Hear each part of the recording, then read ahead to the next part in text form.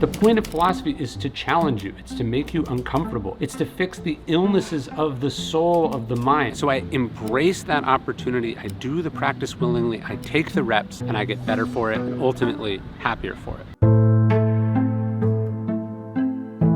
Zeno lived into his 70s. Cleanthes was 100 when he died. Epictetus lived till he was 85. Marcus Aurelius lived almost till he was 60, even though he had a number of very serious health concerns. When you look at the lives of the Stoics, it's pretty remarkable how long they lived, especially in a time when people didn't typically do that. So what was their secret, right? What did they figure out? Now, I think their philosophy had something to do with it. I'm Ryan Holiday. I've not only written all these books about Stoic philosophy, I've been lucky enough to talk about it with the NBA and the NFL, sitting senators and special forces leaders. In today's episode, we want to talk about that. I try to practice good habits in my life. It's interesting to think a lot of what the Stoics have us practice, discipline, managing stress, managing extreme emotions, a lot of these things have the byproduct of helping us not just live a long time, but thrive in the course of our life. So that's what we're going to talk about in today's episode. Stoic strategies for living well, for longevity, strategies for dealing with and getting the most out of these fragile, strange, unique bodies we've all been given. You want to seek out little challenges in life, activities, practices that force you to push against the limitations, where your body's telling you, where your mind's telling you, no, you're done, you can't go any further. You realize that that's not fully the truth. Your mind starts to wander when you meditate and you can pull it back. You're practicing that control. You get in the cold plunge and your body tells you, you gotta get out. It's too freezing and you realize you push through and actually you come out feeling invigorated or better. So you develop these practices. The Stoics say we treat the body rigorously so that it's not disobedient to the mind. That's what we're cultivating when we seek out challenges, whether it's a cold plunge, whether it's a run, whether it's meditation, whether it's just cranking the shower knob. You cultivate a practice that helps you define who you are. Your point of the sort of marginal decade, what do you want that last year of your life to look like? And of course, I think people are going to want mobility. One of the ones you talk a lot about is, do you want to go skiing? Do you want to, be able to keep exercising? Do you want to be able to go for your nightly walk? But the big one is probably going to be, can you pick up your grandchildren? And it's not just going to be, can you pick up your grandchildren? That's the physical component, but do your grandchildren want to come visit you, right? And so that's where the emotional side of it comes right back around. You cannot escape those decisions as we're thinking about longevity and, living a healthy life. Yeah, exactly. And I think that's why it's so important to frame it up as physical. We haven't talked about the cognitive, but assume there's a cognitive piece and then the emotional piece.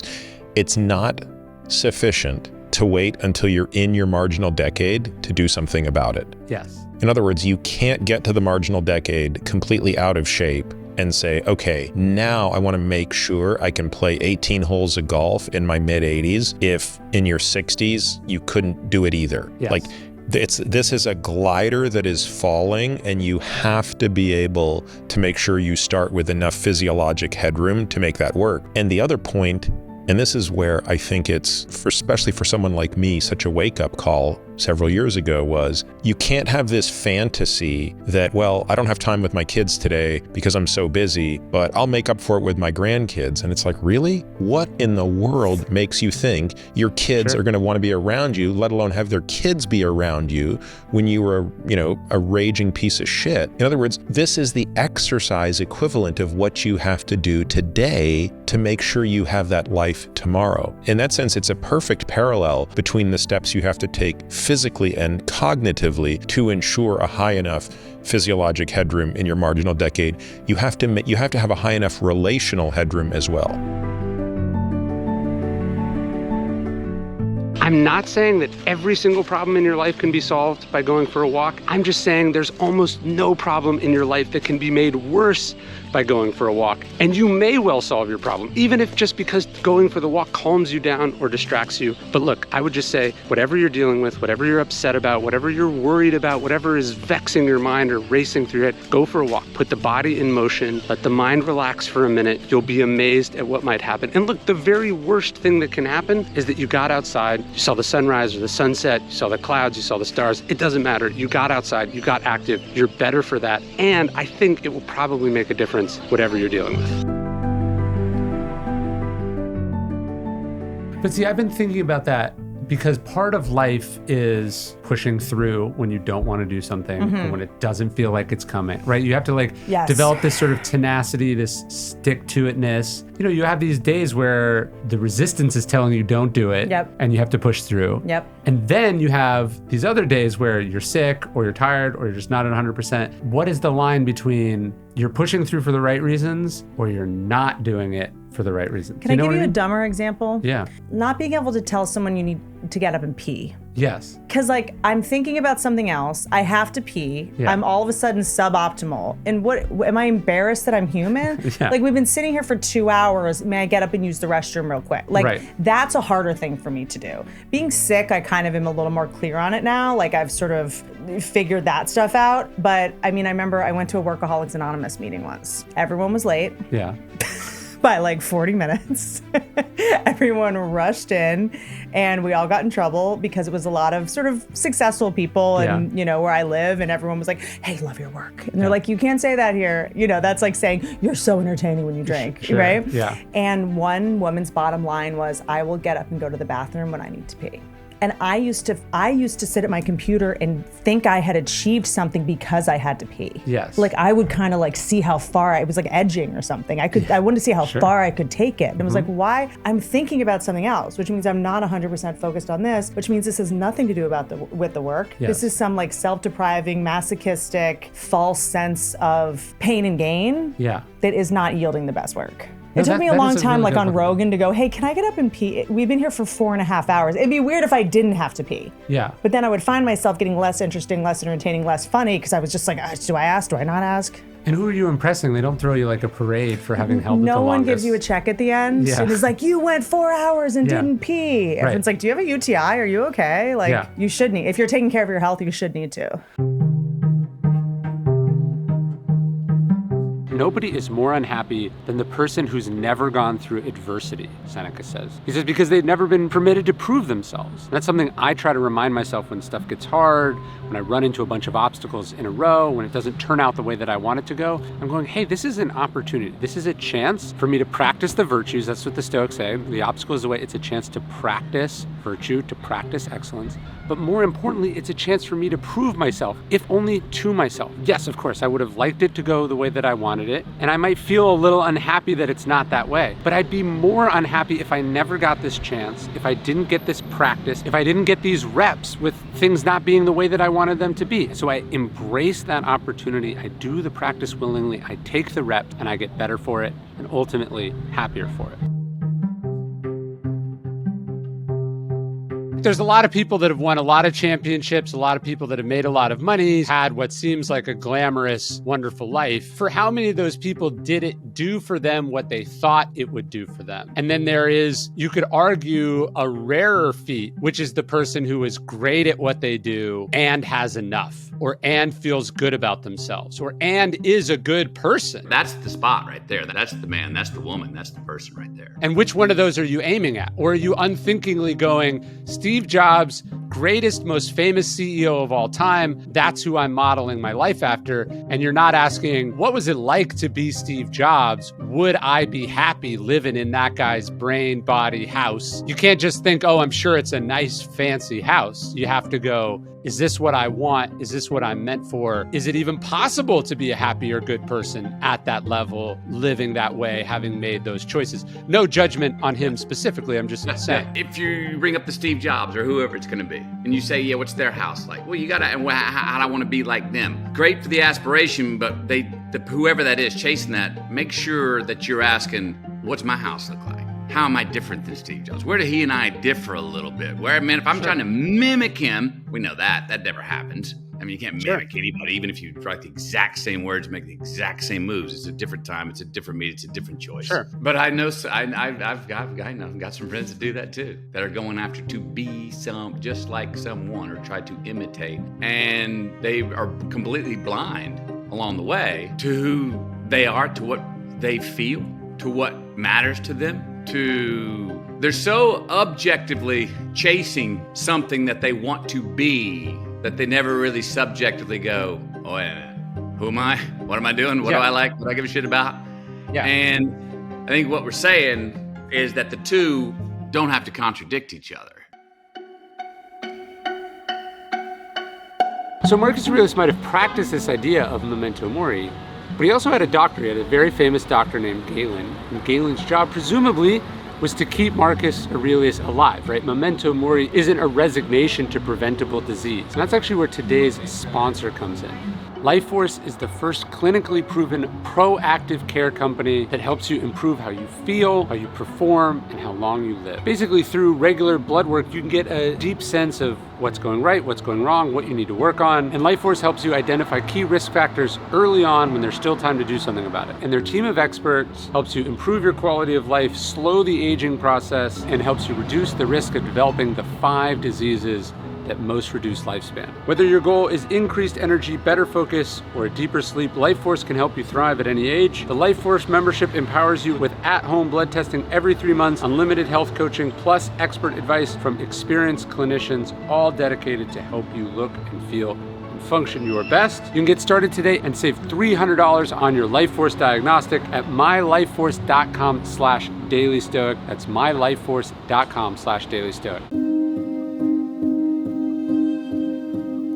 Instead of talking about happiness, Aristotle uses this word eudaimonia, which basically means human flourishing, which I think is a better way of thinking about happiness. Happiness isn't exuberance, it's not excitement, it's not getting everything you want. I think it's a deeper place. It's when you're realizing the potential that you have as a human being in all your forms. And so if we can think then of happiness as that, the byproduct of doing all the things right in your life, wanting the right things, living the right way, prioritizing the right things, doing the right thing. Happiness is the byproduct of that. I think it's a better way to think about it. Viktor Frankl talks about how happiness must ensue. It cannot be pursued. It's not a thing you get as a reward here. It's actually the day-to-dayness of living and acting rightly, or for the Stoics, living and acting with virtue. There's a story about Marcus Aurelius leaving the palace, and a friend stops him and says, "Marcus, where are you going?" And he says, "I am off to see Sextus the philosopher to learn that which I do not yet know." This was his interest in what other people had to say. This was his interest in experts. During the depths of the Antonine Plague, right, going back to Antoninus and the ability to defer and listen to experts, the first thing Marcus does is appoint one of Rome's great medical minds, his doctor, Galen, to be in charge of the response. He doesn't think he knows everything. He doesn't let politics get in the way. He tries to listen to the people who know what they're talking about. In Book 5, Marcus Aurelius talks about the proper role of philosophy in life. He says it's not as your instructor. He says it's as a kind of medicine, an ointment. He describes this sort of ancient remedy for this eye illness where they would crack an egg on you or something like that. But that aside, what I think his general point he actually is taking from Epictetus, who said, you shouldn't leave my philosophy class feeling good. You should feel like you just came out of the hospital. He says, because you weren't well when you entered. The point of philosophy is to challenge you. It's to make you uncomfortable. It's to fix the illnesses of the soul, of the mind. Even though there are passages of meditations that are soothing and reassuring, a lot of them are jarring. A lot of them make you uncomfortable. A lot of them really make you think, or a lot of them maybe you instinctively disagree with. But that's the point. Philosophy is not supposed to be your instructor. It's supposed to be a kind of medicine. The Stoics talk about hard winter training. Epictetus says this. He says, you must undergo a hard winter training. Exposing yourself, getting out, getting uncomfortable on purpose is preparation for the inevitability of discomfort and difficulty in the future. And the Stoics practice this. They put themselves out there. They take the cold plunge. They would wear a thin coat. They abstained unnecessary luxuries. They wanted to toughen themselves up for the inevitability of what life had in store. And so if it's cold, step out there, enjoy it. Jump into the snow, turn the cold knob in the shower, step out there, get outside your comfort zone. It's toughening you up, making you better, putting you in a better position to be more resilient and strong in the future. Rouse yourself to action, Seneca says. Shake off the habit of overthinking with hard work. Seneca says the one thing all fools have in common is that they're getting ready to start. They're doing it later. In Meditations, Marcus Aurelius, talking to himself, says you could be good now, instead you choose tomorrow. So what is the hard thing you have to do? What is the thing you're putting off? Do it now. Get it out of the way. Cross it off the list. Challenge yourself. Get stronger for having wrestled with it, having crossed it off the list, having done it. Don't wait. Don't say you're warming up to it. Don't say you'll do it after this, after that, when this is finished, when things are easier. It won't be easier. Do it now while it's hard, because it's hard. I want to do something hard every single day that can give me a win. So I swim every day. I either swim, run, or I get in a cold plunge. Seneca's line was, we treat the body rigorously so that it's not disobedient to the mind. There are days when I don't want to do this. There are days when it's pretty ugly, but I do it every day. And what you're building is the muscle of pushing through when it's hard, when it doesn't feel like it's going to pay off, when you're not sure where the finish line is, when you've got a long, dark tunnel to make it to the other side of, or a deep hole to dig yourself out of. If you've built the muscle that goes, I do hard things. I think this is why endurance sports and CEOs tend to be so intertwined, is like you're building the muscle of doing hard things, right? Treating the body rigorously so that it's not disobedient to the mind. I'm looking here at this cemetery in New Orleans. Obviously, every single person in it died. Eventually, death happened to them. But Seneca wants us to remember that death was happening to them always. All 61 or 80 or 90 or 17 of the years that they were alive, they died every second, every minute, and then eventually that stopped happening. So to me, that's a transformational, life-changing, mind-blowing way to think about life. Not that death is something in the future that happens once, but that death is something that's happening always, and every second, every minute that passes, every year that passes now belongs to death. It's as dead as any of the people in this cemetery. You'll never get it back, which is why you should live it, embrace it, and don't waste it while you have it. Every day, I send out one Stoic-inspired email totally for free. Almost 1 million people all over the world. If you want to take your Stoicism journey to the next level, I would love for you to subscribe. It's totally for free. You can unsubscribe at any time. There's no spam. Just go to dailystoic.com/email. Love to see you there.